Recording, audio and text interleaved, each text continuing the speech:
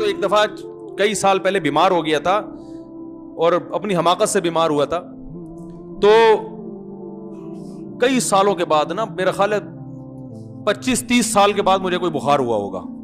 اللہ نے الحمدللہ مجھے اس سے بچپن میں ڈاکٹر اچھا مل گیا تھا, وہ اینٹی بایوٹک نہیں کھلاتے تھے, تو ریزسٹنٹ پاور بڑھ گئی تھی نا, بخار نہیں ہوتا تھا, بڑی بڑی بیماریاں آتی لوگوں, مجھے نہیں الحمدللہ ہوتا. تو وہ ہو گیا, تو میں بیمار پڑ گیا. میں نے لوگوں سے بتایا, کسی کو بتانا نہیں کہ میری طبیعت خراب ہے, کیونکہ پھر جو لوگ محبت میں آتے ہیں نا عیادت کے لیے, بیٹھے رہیں گے, ابے جاؤ نا, جا کے کام کرو یار اپنا بھائی جاؤ یار, کیوں دروازے بجا بجا کے خیریت پوچھ رہے ہو؟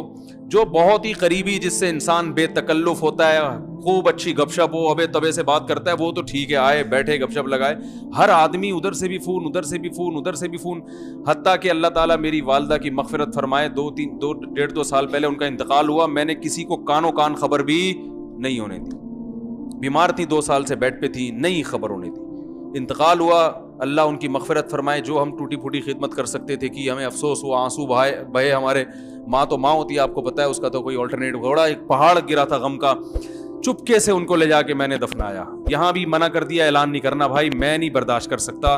جو تعزیت کرنے والوں کی لائنیں لگیں گی, اور وہ جو سارا دن بیٹھ کے تسلی کے جملے, وہ بھائی بڑا غم ہوا, اچھا آپ کو غم ہوا, بہت افسوس ہوا, بھائی کیا کروں, اب کیا کرنا ہے, اب بتاؤ بھائی, وہ ہوا تو وہ ہوا, تو وہ تکلف میں ٹائم ویسٹنگ. بھائی میں نے کہا بعد میں جب ٹائم گزر جائے گا, لوگوں سے کہہ دوں گا بھائی دعا کر لو ان کے لیے, وہ ٹائم گزر چکا ہوگا.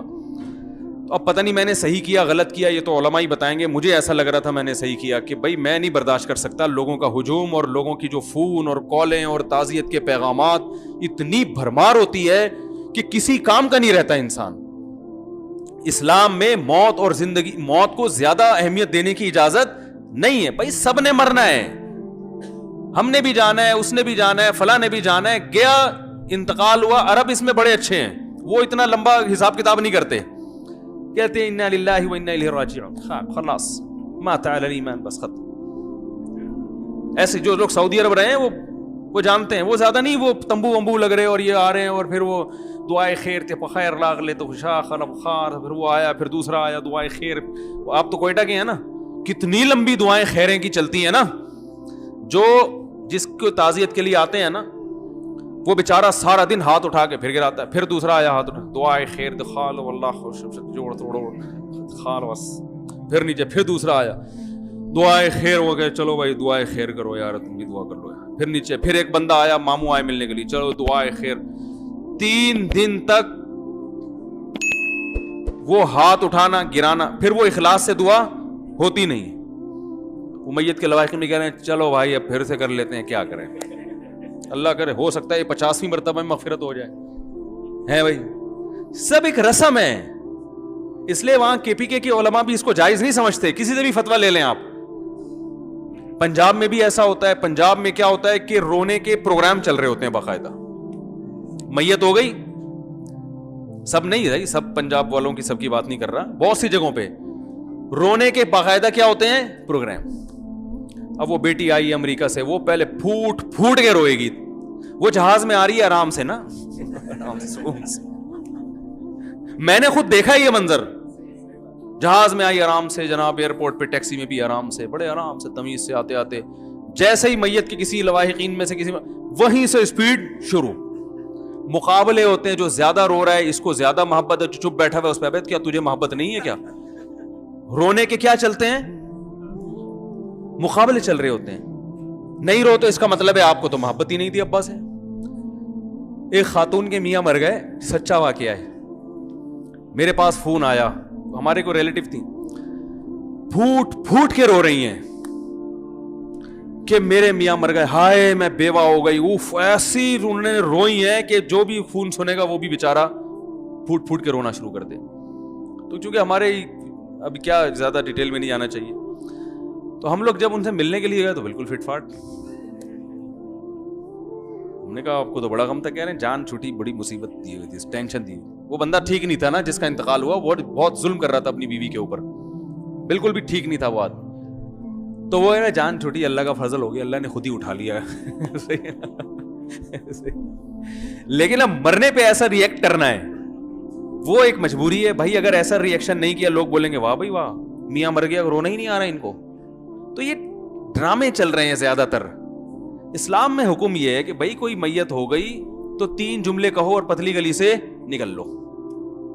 اعظم اللہ اجرک, وہاں جاؤ تسلی کے. جو بھی ہر آدمی نہ جائے بھائی, جن کے کوئی خاص رشتہ دار ہیں, جو ریلیٹو ہیں, جو جن کے جانے سے تسلی ہوگی سامنے والے کو, 3 جملے بولو جا کے بھائی اعظم اللہ اجرک, جو مصیبت آپ کو پہنچی ہے اللہ اس پہ آپ کے اجر میں اضافہ کر دے. وَأَحْسَنَ عَزَاءَک, اس غم پہ اللہ آپ کو صبر کی توفیق دے.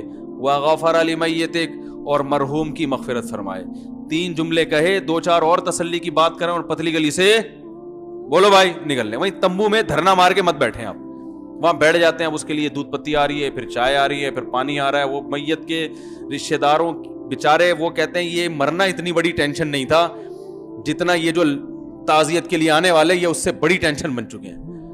اور پھر بھی ہمارے ہاں تو اسلام کی برکت ہے, برداشت کی حد تک ٹینشن ہوتی ہے, ڈپریشن میں جاتا ہے, مرتا نہیں آدمی.